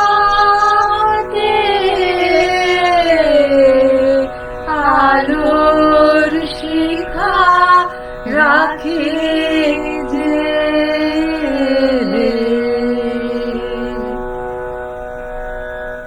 একটু একটু পরিচয় করে দিচ্ছি যাতে তোমরা একটুখানি খুব ওইটা নিয়ে আলোচনা হতো, পূর্ণিমা চাঁদ। হ্যাঁ, পূর্ণিমা চাঁদ, চাঁদ কে? পূর্ণিমা চাঁদ মানে কি? হ্যাঁ, সুতরাং সবারই একটা একটা কিন্তু আমি কথা তোমাদের বলি, যেটা আমার নিজের খুব ধারণা। নিশ্চয়ই গীতা ঘটক ভীষণ কবিতা বুঝতেন এবং কবিতা বুঝে গান গাইতেন, কিন্তু আমি নিজেও গাইতে গিয়ে বুঝতে পারি যে প্রতিটি মানুষের কিন্তু আলাদা ভাবনা চিন্তা দিয়ে নিজেদের গান গাওয়া উচিত। মানে কবিতাটা তো একই, কিন্তু কারোর পূর্ণিমার চাঁদ কিরকম হবে সেটা কেউ কাউকে দিয়ে দিতে পারে না। যেটা আমি বনানীকে বারংবার বলেছিলাম যে গান তো শিখিয়ে দেব, কাঠামো আমরা সব দিয়ে দেব তোমাকে, কিন্তু এবার তুমি কি করে তাকে সাজাবে সেটা কিন্তু দায়িত্ব তোমার। কারণ যখন যে গাইতে বসে না, তার যে মানসিক অভিব্যক্তি সেটা কিন্তু ভীষণ ইম্পর্টেন্ট। কবিতাটাকে যাতে কোনো রকম ভাবে তার কবির কোনো রকম ভাবে অবমাননা না হয় সেইভাবে যেন গানটা গাওয়া। এই যে আমরা কথা জড়িয়ে বলি রবীন্দ্রনাথের গান গাইতে গেলে, কেন কিসের জন্য কথা জড়ানো? যদি আমি কবিতাই বুঝতে না পারি তাহলে আমরা কবিতা কেন গাই? আমাদের কবিতা গাওয়াই উচিত না। ও নজরুল গাইলো এক্ষুনি, কি অসম্ভব পরিষ্কার তার অভিব্যক্তি, কি অসম্ভব পরিষ্কার তার ভাষা। আমি আরেকজনের কাছে নজরুল শুনেছিলাম, আমি তোর সঙ্গেই একসঙ্গে নাম দিই, অঞ্জলি, ডক্টর অঞ্জলি মুখার্জি। উনি মাঝে মাঝে ওনার টাইমিংটা ছিল, শি ওয়াজ ডক্টর, তো উনি আসতেন ওই 10টা সাড়ে 10টার সময় মার কাছে, ওই আরামকে দ্বারা ওখানে বসতে, আর উনি নিজের মতন একটু থাকতে ভালোবাসতেন, সেটা তাতে মার কোনো রকম আপত্তি ছিল না। সে ছিলেন ভীষণ অদ্ভুত ভাবে আমি এই দুজন ব্যক্তিত্ব দেখেছিলাম। এক হচ্ছে অঞ্জলি মুখোপাধ্যায়, তিনি মার গান শুনে কাঁদতেন, মা ওনার গান শুনে কাঁদছেন।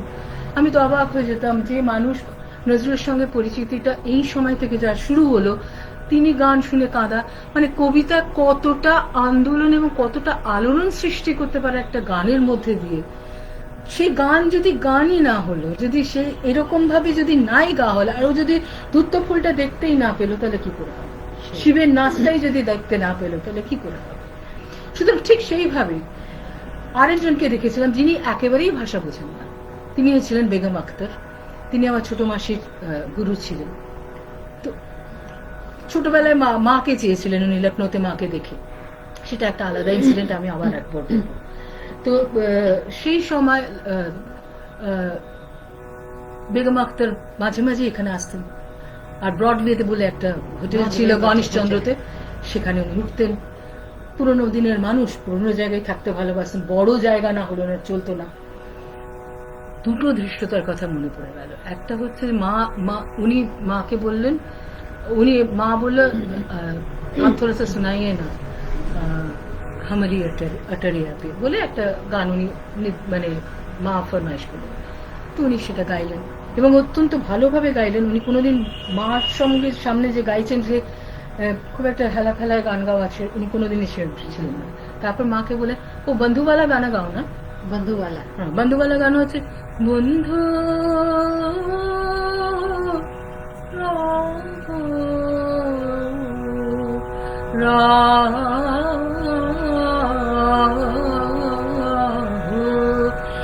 এটা শুনে উনি কাঁদছেন। কি ভাষা বুঝলেন, কি বুঝলেন আমি জানি না। दोस्त को रहने के लिए बोल रहे हैं ना, सावन के टाइम है ना, মানে উনি সব বলে দিচ্ছেন, ট্রান্সলেট করে দিচ্ছেন। এটা আমার ভীষণ মনে আছে। আর উনি ভীষণ ভালোবাসতেন আমার ছোট মাসির হাতের মালাইকারি খেতে, চিংড়ি মালাইকারি, আর মার হাতের মাংস খেতে। মা বাস ফেমাস মাংস করলাম। শুধু মাংস কেন, আমার তো মনে হয় গীতাদি বোধহয় যে রান্নাটাই করতেন সেটা অসম্ভব সেটা ভালো। একটা সমস্যা ছিল, সেটা আমার বলতে হবে। এখন আমি যেহেতু বহুদিন সংসার করেছি, এখন আমি বুঝতে পারি মার ডালটা সেটাও কোরমার মতন খেতে হতো। হ্যাঁ, একদমই তাই। মার বাঁধাকপিটা সেটাও একটা এনরিচ কিছু একটা হতো আর কি। মানে লখনৌর যে একটা ইনফ্লুয়েন্স খাবারের মধ্যে, আমার মনে আছে মা মাংস রান্না করতেন আর দিদা উপর থেকে ঘি উঠিয়ে রেখে দিতেন, এই পরমাদিকা বাটি নিয়ে ধর ধর ধর করে সব ঘি রেখে দিতে। এরকম কেন লাগছে আমার মাংসটা? না না কিছু না, গরম করলাম তো। দিদা কিছু গরম হয়নি। মানে এত এত বেশি উদার মানে মানসিকতার লোক ছিলেন। আর ওই শান্তিনিকেতনে গেলে সব বন্ধুদের ফুচকা খাওয়ানো, সব জন্মদিন বিরাট করে করা, ফ্লুরিস থেকে কেক বয়ে বয়ে বয়ে নিয়ে কলকাতা থেকে যাওয়া। মানে যে আমারও মনে আছে, আমি যে অনুষ্ঠানে বাজাতে যেতাম ওনার সঙ্গে হারমোনিয়ামে সঙ্গত, ফিরে আসার পর উনি একটা কিছু রান্না করে রাখতেন, সেটা আমাকে নিজে হাতে রান্না করে খাওয়াতেন। অপূর্ব, প্রত্যেকটা আইটেমেরই ভীষণ ভালো রান্না। কিন্তু স্বল্প ব্যাপারটা কোনোদিনই। তুমি দ্বিতীয় গল্পটা বলো বেগম আক্তারের। আরেকটা মজার জিনিস সেটা অবশ্য মা কোনো জায়গায় ছিলেন না, মা গেছিলেন তখন চিংড়ি মাছ কিনতে নিউ মার্কেটে বেগম আক্তারের জন্য। কারণ মাসি না খুব একটা ভালো চিংড়ি মাছ কিনতে পারতেন না, তো তার ফলে মাকে নিয়ে যাওয়া হলো। মা ওই একটা মাছই খুব ভালো কিনতেন, মা চিংড়ি মাছ। তো বড় বড় চিংড়ি মাছ কেনা হবে, তো মারা চলে গেছে না, আমাকে শুয়ে দিয়ে গেছে। আমার একটা বিচ্ছিরি অফিস ছিল তখন, আমি বুঝতাম। আর উনারই কান ধরে, কে যে বেগম আক্তার আমি তো জানি না, আমাকে শুয়ে দেওয়া হয়েছে, সুন্দর গন্ধ বেরোচ্ছে ওনার গা দিয়ে, পরমা সুন্দরী, ওনার কানটা ধরে আমি আরামসে ঘুমিয়ে পড়েছি। হঠাৎ দেখলাম একজন কেউ ঢুকেছে, ঢুকে সামনে বসেছে।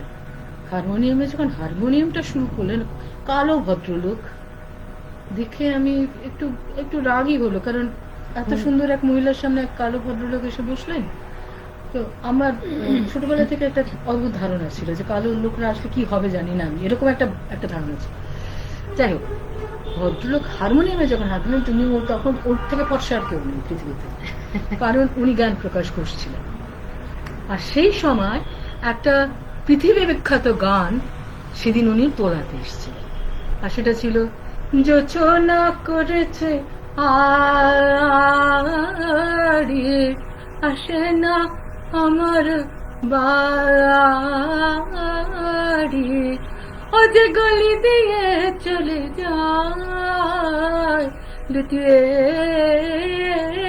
রূপালি শাড়ি। এই গানটা উনি তোলাতে এসছেন। এই ভদ্রমহিলা কিছুতেই জোছনা বলতে পারছেন না।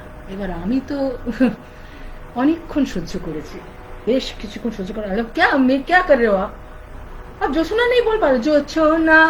আমি ওনাকে গানে শেখাচ্ছিলাম, মানে এই ধৃষ্টতাটা জ্ঞানদা শেখাচ্ছে, বেগম আক্তার শিখছেন, মাঝখানে একটা এক ফালি কুমড়োর মতন একটা মেয়ে উঠে, আমি ঠিক সে বলিয়ে না জোছনা, जोचोना करे जोचोना तो जोचोना ज्ञानदा को हम पूछ रहे हैं कि जोचोना करेছে आड़ी।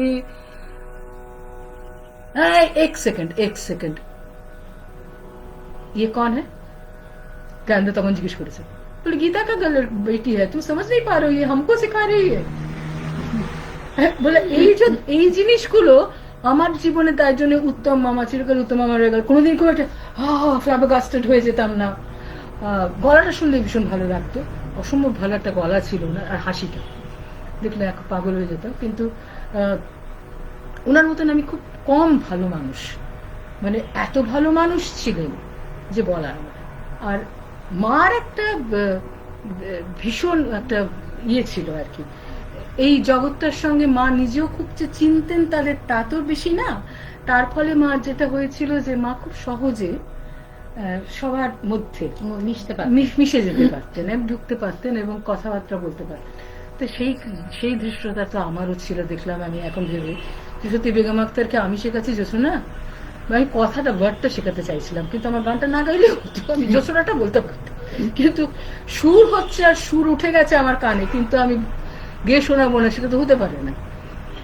তো এই ধরনের ছোটখাটো দৃশ্যতা আমি বহুবার করেছি। আমি বাচ্চু মাসিকে থামিয়ে দিয়েছি, মানে নীলিমা সেনকে, আমার প্রধান গুরু উনি ছিলেন। কণিকা বন্দ্যোপাধ্যায়ের কাছে আমি স্পেশাল ক্লাস করতাম, সেটাও কাস্ট সাজেশনে করতাম, গীতা ঘটকের সাজেশনে, যে তুমি যদি সত্যি কারোর কাছে গান শিখতে চাও তাহলে তুমি গিয়ে মোহরদির কাছে। এটা অদ্ভুত ব্যাপার। আর শেষে একটা কথা আমি বলতে, হ্যাঁ এটা কি নেই, আর মোহর মাসির কিন্তু একটা সুইট জিনিস ছিল, গীতা তুই আজকে রেকর্ডিং এ এসছিস, আমি তোর গানটা গেয়ে দিয়েছি জানিস। বলে তাহলে মোহরদি আমি কি গাইবো? তুই আবার কি গাইবি? তুই যে কোনো গান যে কোনো সময় গাইতে পারিস। সুতরাং এই সাহসটা কিন্তু কাঙালের বেলা হয়েছিল না, কাঙাল, হ্যাঁ কাঙাল, আমার কাঙাল করেছিল, উনি গেয়ে দিয়েছিলেন। আমার সন্তোষ সেনগুপ্ত খুব লজ্জিত হয়ে গেল, গীতা তুই কিছু মনে করিস না, অনেকদিন আগে দিয়ে গেছিলি তুই গানটা, কিন্তু গানটা মোহর গেয়ে দিয়ে চলে গেল। আর প্রোগ্রামেও এটা একটা আমি দেখেছি, মোহর মাসি গীতা তোর পড়ার তো কেউ থাকবে না, আমি গেয়ে দিই। আমি তখন মা বলে তোমার কোনো ধারণা আছে নিজের সম্বন্ধে? মানে এই যে ধারণাহীন মানুষগুলো না, এই যে অমলিন, তাদের একটা কোনো মলিনতা ছিল না মনের মধ্যে, যাই করতেন এত চোখের সামনে, এত মুখের সামনে। এবং শেষে এই ভদ্র মহিলা কণিকা বন্দ্যোপাধ্যায় মাকে ডেকে পাঠালেন। মা শান্তিনিকেতন শুক্রবার গেলেন, আমরা ওনার বাড়িতে গেলাম। বাড়িতে গিয়ে আমি তখন স্পেশাল ক্লাস করি, ন্যাচুরালি আমার কোনো প্রবলেম ছিল না, আমি তো গেলাম।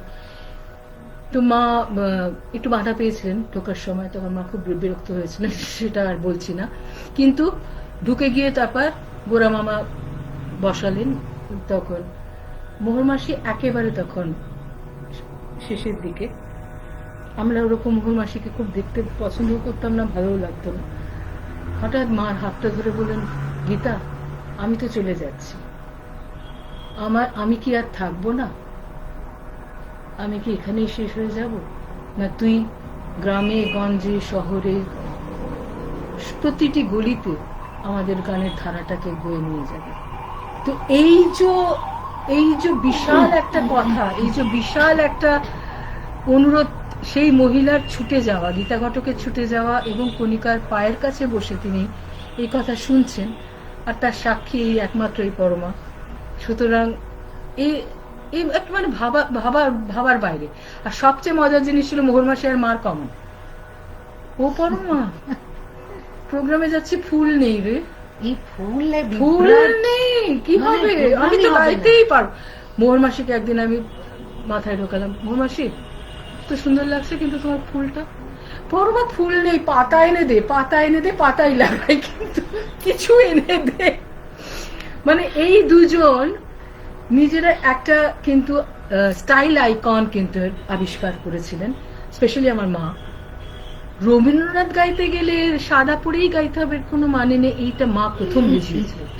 প্রত্যেকটি মরশুমের গান উনি প্রত্যেকটি মরশুমের শাড়ি চেঞ্জ করেছেন। মা যখন 24টা করে গান গাইতেন, বাদল গাইবেন তো উনি নীল পরবেন কি অ্যাশ পরবেন, বা উনি বসন্ত গাইবেন, চাঁদ নিয়ে গাইবেন, তো তখন উনি একদম সেই অপূর্ব একটা বিউটিফুল সিল্ক, মুর্শিদাবাদ সিল্ক কিছু পরবেন, গৌর প্রাঙ্গণ কাঁপিয়ে দিলে শুধু চাঁদের থিমে গান গেয়ে।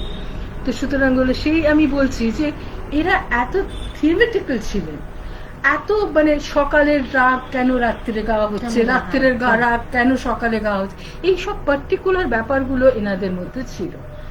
আর তার ফলে যেটা আমার এখন যেটা হয়েছে, যে আমাকে অনেকেই জিজ্ঞেস করে এর গান শুনেছো, তার গান, আমি সব গান শোনাটায় আমি মাঝে মাঝে ভাবি যে কি জানি কি মানে গান শুনতে গেলে কিরকম গান শুনবো না শুনবো, খুব ভয় পাই আজকাল, ইদানিং আমি ভীষণ ভয় পাই। তবে ভালো গান হলে আমাকে তোমরা জানিও বাবা, আমি শুনতে খুব ভালোবাসি, আমি যে কোনো গান শুনতে খুব ভালোবাসি, আমি যে কোনো গান গাইতে খুব ভালোবাসি। আর সুতরাং গানের ভাষা হচ্ছে এমন একটা ভাষা, যে ভাষায় আমি আজকে যেরকম আমি এত সুস্থ বোধ করছি, তার কারণ হচ্ছে শুধুমাত্র গান নিয়ে আছি, তোমাদের সঙ্গে আছি, মাকে নিয়ে কথা বলছি, সেই জন্য। নয়তো আমি কিরকম থাকতাম আমি জানি না। তো খুব ভালো লাগছে তোমাদের সঙ্গে থাকতে। আর যদি যদি তোমাদের ইচ্ছে থাকে যে এই মহিলার বকবকানি শুনতে চাও যদি আরেকটু, তো আরেকবার আমাকে ডেকো, একবার কোনো দিন ছাড়াই ডেকো।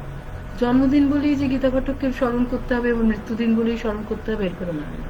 উনি খুব মজাদার মানুষ ছিলেন, ওনাকে নিয়ে অনেক গল্প আছে, অনেক কথা আছে, যেগুলো আমি তোমাদের বলতে পারলে খুশি হব, যেগুলো আমি হয়তো তোমাদের কাছে এগুলো সব লিপিবদ্ধ হয়ে থাকলে এগুলো থাকবে, এই আর কি। হ্যাঁ, ওরা লিখেছেন, কিন্তু আগেই লিখেছিলেন নিশ্চয়ই আবার দেখা হবে। কি ভালো, আমি খুব খুশি, আমি তোমাদের নিয়ে খুব খুশি, সত্যি খুশি হয়েছি। আর কোনো গানের ফরমাইশ? হ্যাঁ, এই পরবাসী রবে কে, না তোমরা না বল গোলাপ মোরে বল, না। এরকম ধরনের কিছু দিয়েছেন এখানে, আমি সেটা দেখতে পাচ্ছি। আমরা ঘরেতে ভ্রমণটি গাইতে, হ্যাঁ, ঘরেতে ভ্রমণ, এই ঘরেতে ভ্রমণটা আমারও মানে আমরা একটুখানি তোমাদের এইটার একটু ইয়ে বলে দিই। ঘরেতে ভ্রমণের তোমরা জানো সবাই, আসল গানটা গোপালুরের গান। আর মা যখন গাইতেন তখন এইভাবেই গাইতেন,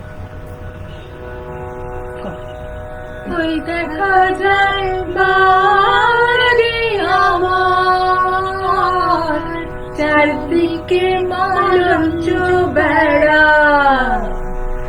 ওই দেখা যায় বাড়ি আমার, চারদিকে মালঞ্চ বেড়া, ভ্রমরেতে গুনগুন করে, ভ্রমরেতে গুনগুন করে, গুনগুন করে, ভ্রমরেতে গুনগুন করে, কোকিলেতে দিচ্ছে সারা, চারদিকে মালঞ্চ বেড়া, ওই দেখা যায় বাড়ি আমার, চারদিকে মালঞ্চ বেড়া।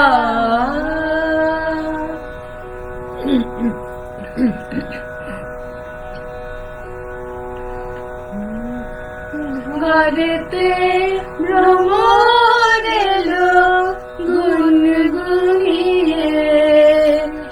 ঘরেতে ভ্রমর এলো গুনগুনিয়ে, আমারে তোর কথা সে যায় শুনিয়ে, ঘরেতে ভ্রমর এলো গুনগুনিয়ে। এই দুটো গান সব সময় মা একসাথে গাইতেন, আর এই মাহাত্ম্যটাই অদ্ভুতভাবে চেঞ্জ হয়ে যেত। মানে মার এই সাহসটা ছিল যে খোদ রবীন্দ্র সদনে বসে, রবীন্দ্রনাথের অনুষ্ঠানে বসে উনি গোপালুরের গান গাইছেন, আর উনি খুব ইয়ে ছিলেন, আশীর্বাদ মানে যোগ্য ছিলেন, কারণ উনি কালীপ্রসাদ পাঠকের কাছে মা নিধুবাবু শেখা শুরু করেছিলেন। তারপর উনি মারা যাওয়ার পর চণ্ডীদাস মালের কাছে মা যেতেন। তো এই সব গানই মা পুষ্টুবির কাছে গিয়ে গান শিখছে বা সনাতন বাউলের কাছে গিয়ে গান শিখছে, মানে শেখার যেন কোনো রকম ভাবে কোনো শেষ ছিল না, সেটা মা সবসময় আমাকে বলতো এবং আমরা সেটা সবসময় মেনেছি।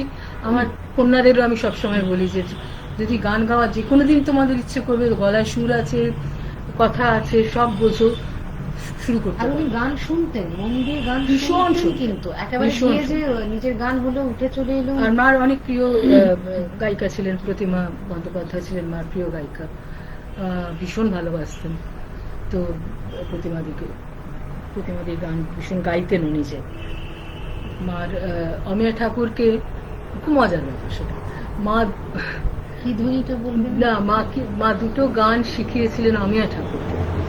হ্যাঁ, সেটা হচ্ছে আমি যে জলসা ঘরে দিল আরে আমি যে জলসা ঘরে, এই গানটি উনি শিখিয়েছিলেন। এবং তার সঙ্গে প্রতিমাদির গাওয়া ছুটি ফিল্মে, এখনো এটা নিয়ে একটু ডিসপিউট আছে, এটা অতুল প্রসাদের গান না অন্য কারোর গান, কিন্তু আমার হাত ধরে তুমি নিয়ে চলো সখা, আমি যে কথা চিনি না। উনি একটা দিল্লিতে বসে সব গানগুলো তুলেছিলেন, অমিয়া ঠাকুরকে এসে শিখিয়েছিলেন, এবং সে অর্গানে অর্গানে বসে পরমা সুন্দরী অমিয়া ঠাকুর গাইছেন, আর ওখানে একটা ফুল মুন ছিল ওনার বাড়ির বাইরে, আর উনি গাইছেন গীতা দেখ তুলতে পেরেছি কিনা। মানে এই যে আমি বলছি, এই যে বিনয়, যে আমি যে জলসা ঘরে, কি যে সে যে কি একটা অভিনব একটা ফ্রেম, আমি বলে বোঝাতে পারবো না। সেই ফ্রেম আমি যে এই ধরনের ফ্রেম যে আমি কত এর মধ্যে দিয়ে গেছি, মানে কিছুতেই ভাবা যায় না। আমি ঋত্বিক ঘটকের কথা এই জন্য এইবার একদমই বললাম না, কারণ ওটা আরেকটা দিক, আরেকটা সময়, বম্বে আরেকটা দিক, আরেকটা সময়। গীতা ঘটক ভীষণ বেশি বিস্তারিত, এবং তিনি কিন্তু একটা জায়গায় তার নির্যাস ওই একটি, সেটা হচ্ছে রবীন্দ্রনাথকে নিয়ে উনি চলেছেন, রবীন্দ্রনাথকে নিয়ে উনি থেকেছেন, ভেবেছেন। এবং আমার মনে হয় মার শ্রেষ্ঠ গানের মধ্যে চিরসখা একটা গান, যে গানটা ভাবা যায় না। যে আমি ঋতুমাসির গলা খুব ভালোবাসি, কিন্তু তবু এনার আর আরেকটা জিনিস আমি একেবারে প্রুভড, যে জিনিয়াস হতে গেলে সামান্য একটুখানি উন্মাদনা ভীষণ দরকার। সেই উন্মাদনাটা কোথায় যেন আমি আজকাল অভাব ফিল করি। আমি যাদের যাদের নাম নিলাম, অমিয়া ঠাকুর, বেগম আখতার, ডিএল রয়ের নাতি, গোষ্টুমি যিনি নিচে নিচে গাইতেন, সে যে পরমা সুন্দরী সেই গোষ্টুমি বৌবাহনপুরী গেমা কোথায় থেকে খুঁজে বার করলেন। এরা কিন্তু প্রত্যেকের মধ্যে সনাতন বাউল, এবং মা শুধু গাইতেন না, সনাতনের সঙ্গে মা নাচতেন, মা স্টেপস উঠিয়েছিলেন, সনাতন অসম্ভব গ্রেসফুল ডান্সার ছিলেন সনাতনদা। তো সুতরাং এই যে সব শোনা, শ্রেষ্ঠ জিনিস শোনার পর যেটা সমস্যা হয়ে যায়, যে কিছু শুনতে ভয় করে। কিন্তু অনেকে এখনো ভালো গাইছে আমি জানি, কিন্তু একটু আমাকে জানিও তোমরা সবাই। বনানীকেও বলে রাখছি, যদি সত্যি কোনো ভালো গলা, কেউ যদি কবিতা বুঝে সুন্দর গান গায় আমাকে একটু জানাবে। আমি বনানীর গান শুনি, বনানী যখন লাইভে থাকে সবসময় শুনি, সব লাইভ শুনতে ভয় করে, কিন্তু যাই হোক শুনি, আমি বনানীর গানটা শুনি, নির্দ্বিধায় শুনি। আর আমার সঙ্গে তোমরা থেকো, আর মার সঙ্গে থেকো। আমাদের বোধহয় সময়ের শেষের দিকে, সময় শেষ হয়ে গেছে। আমরা তো আসলে এত মানুষ দেখছেন এখানে, একবার 48 দেখছি, একবার 39 দেখছি শুধু এখানে, তার মানে আরো ছড়িয়ে গেছে যেগুলো আমরা দেখতে পাচ্ছি না। অনেক মানুষ একসাথে দেখছেন অনুষ্ঠানটা, সেই জন্য আর ওরাও কিছু বলছেন না বলে আমরাও চালিয়ে যাচ্ছিলাম। আমাদের আসলে এত আমি বললাম না একটুখানি, এটা না হলে হবে না। এটা অ্যাকচুয়ালি হ্যাঁ, এ কিন্তু অনেকটা, সেটা ভেবেও না যে ভীষণ অসম্ভব প্রফেশনালি গান গায় বলে, একদম না। না আসলে আমার যেটা দেখা গীতাদি সম্পর্কে ছোট করে তো বলা যায় না, এত বড় একটা চরিত্র সম্পর্কে ছোট করে বলা যায় না।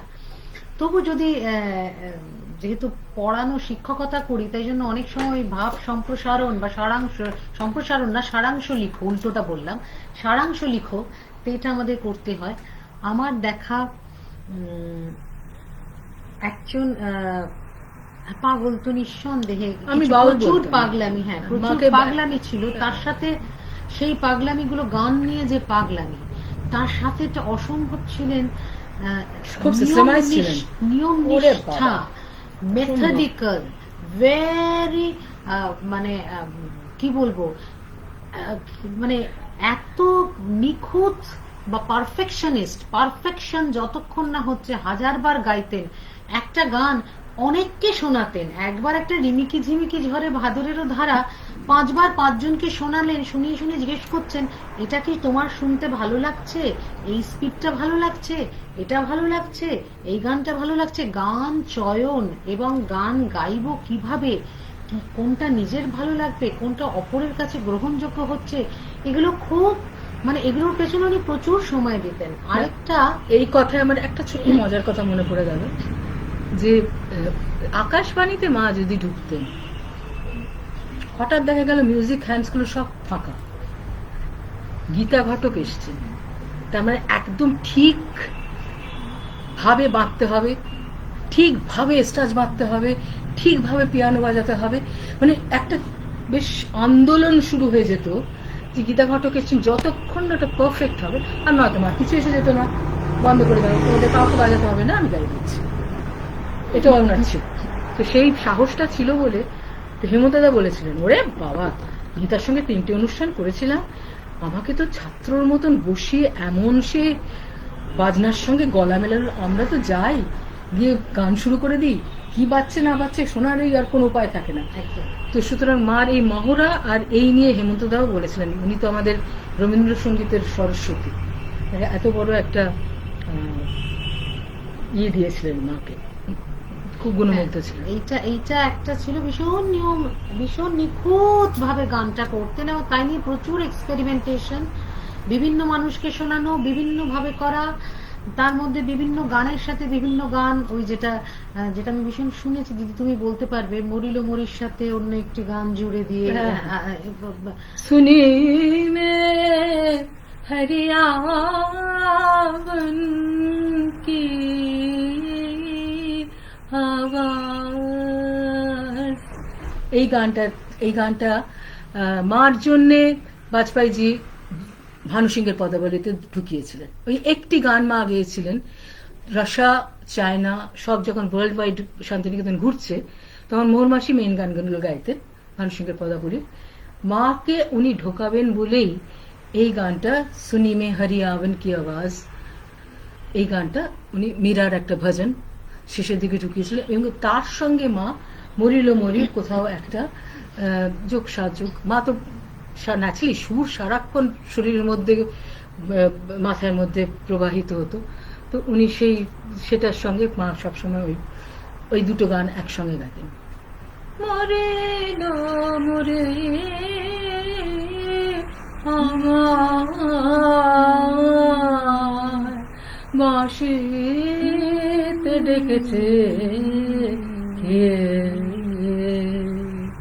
সুতরাং এই যে বলা, আর সবচেয়ে বড় কথা হচ্ছে যে কথা বলার যে একটা জায়গা, মানে এই যে কিছু কিছু জায়গা আছে, মানে এমন একটা সেগুলো কানে রয়ে গেছে আমাদের, না মানে কি করে কে বলবো, কোথায় কি চকিত বলবো, কিভাবে কি করে কথা বলবো আমরা, সেগুলো আমার আমাদের- অঙ্গে অঙ্গে কে। হ্যাঁ একদম, মানে সেই আজকেই শুনছিলাম সকালবেলা মার কিছু গান, তো অঙ্গে অঙ্গে শুনছিলাম, তখন বলছি কেটা বলাটা মানে ভাবা যায় না। এইটা তো ভীষণ ছিল। আর আরেকটা যেটা আমি দ্বিতীয় কথা যেটা বলতে চাই, যেটা আমার বড় শিক্ষা, সেটা আমার দিদির কাছ থেকেও শিক্ষা আর গীতাদির কাছ থেকে তো বটেই। প্রত্যেক সকাল একটা নতুন সকাল, হ্যাঁ এটা একটা জীবনের এত বড় দর্শন। এই দর্শনে তারা জীবনের চলার পথকে কিভাবে সমস্ত কাঁটা মারিয়ে দোলে মসৃণ করে জীবন জেলে গান করে গেছেন। একদম জীবন জেলে গান করে গেছেন। মানে এই যে একে বলে, মানে একে এই হচ্ছে সুফি। কি বলবো, সন্ত বলবো, সুফি বলবো, কি বলবো, মানে ওনার গান শুনে কেউ বলেছে যে তো পৌঁছা হুয়া লাগতা হ্যায়। পৌঁছা হওয়া এরাই, মানে জীবনের যা কিছু দুঃখ কষ্ট অচিরে সেটা কেউ টের পায়নি, অচিরে সেটা ওরা প্রত্যেক সকাল নতুন সকাল বলে আবার হাসি মুখে শুরু করেছেন, গান গেয়েছেন, সুরে থেকেছেন। এইটা এখনো, মানে আমি দিদির কাছ থেকে এখনো পাই। অনেক সময় অনেক কিছু আমাদের হয়তো সাময়িকভাবে একটু একটা কোনো প্লাবন এলো বা একটা ধাক্কা এলো, আমরা একটু ভেসে গেছি, ধাক্কা খেয়েছি, একটু নড়ে গেছি, হ্যাঁ একটু দুলে গেছি, তখন কিন্তু এই শিক্ষাটা, এবং এখনো দিদি পরমা দিয়ে আছে আমার, এইগুলো খুঁটি, এই খুঁটিটা ধরে আবার ভেসে উঠেছি, আবার গান গেয়েছি। সেই মানে এটা একটা খুব বড় শিক্ষা। বৈতরণী পার করতে গেলে তো সকালকে সকাল ভাবতেই হবে, এবং প্রত্যেকটি দিন ইজ ভেরি ইম্পর্টেন্ট, প্রত্যেকটি মুহূর্ত ভীষণ ইম্পর্টেন্ট। যতটা সেটাকে পজিটিভ করা যায়, যতটা সেটাকে সঙ্গীতে ভরে দেওয়া যায়, কবিতা শোনা যায়, ভালো জিনিসে আলোচনায় থাকা যায়, সুতরাং সেটা করা ভীষণ দরকার, ভীষণ আমাদের পক্ষে বিশাল নির্যাস সেটা। আজকের এই অসম্ভব নানান রকম বাহারের যুগে নানান রকম বোতাম টিপলে নানান রকম জিনিস পাওয়া যাচ্ছে, নানান রকম জিনিস চলে আসছে, এই যুগে একটা স্থিরতা, স্থিতপ্রজ্ঞতা ভীষণ দরকার। তার সঙ্গে এটা দরকার যে আমার আনন্দকে কেউ সরিয়ে নিতে পারবে না। আমার আনন্দ, আমার ওই সকালের সূর্যের সঙ্গে সেই আনন্দ আমার আছে। হ্যাঁ, এই যে কথাটা, এই যে দর্শনটা, যেটা আমার এই ঘর থেকে পাওয়া, এই দর্শনটা হচ্ছে সঙ্গীত আনন্দ দেয়, সুখ আমোদ প্রমোদ অতিক্রম করে সঙ্গীত আনন্দের উচ্চ সন্ধানে মানুষকে নিয়ে যায়। এই শিক্ষাটা নিয়ে আমার এতদিন চলেছে, এইটা নিয়েই আজকে তা কি বলবে দিদি, আমাদের বোধহয় সময়। হ্যাঁ, আমাদের আজকে আমরা শেষ করি। আমরা খুব আনন্দ পেলাম তোমাদের সঙ্গে থেকে, তোমাদের গানের ফরমাইশ আমার খুব ভালো লাগলো এবং অত্যন্ত আনন্দ পেয়েছি। আজকে মৃত্যুদিন আর মনে হলো না কোনো রকম ভাবে, আর তোমরা সঙ্গে ছিলে বলে তাই মনে হলো না, বনানী আছে বলে আরো মনে হলো না। সুতরাং তোমরা মাঝে মাঝে বকবকানি শুনতে চাইলে আমার কাছে পজিটিভলি আমাকে ডেকো। আর আমার অনুরোধ, আমাদেরও অনুরোধ, দিদিকে সবার মধ্যে ছড়িয়ে দিন, বাঁচিয়ে রাখুন, অনেক শেখার আছে। নমস্কার। নমস্কার।